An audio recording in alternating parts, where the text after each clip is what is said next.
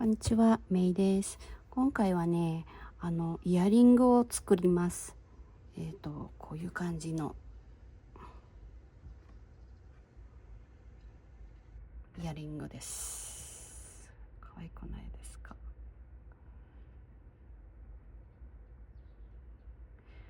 ちょっと立体的ですよね。はい。色は別に決まってないんですけど、私が使ったのはこのスワロフスキークッションカットのなんだっけな、これ3種類があるんですけど、これかこっちかで、私が選んだのはこれです。すっごいキラキラじゃないですか。だからこれにしました。これもちょっと濁った色でそれなりに可愛いんですけど、こっちにしましたよ。とりあえずこのスワレフスキークッションカットのファンシーストーンです。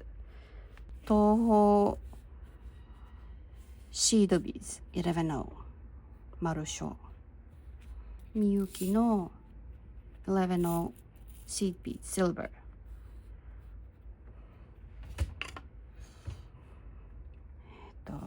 マルショーですね。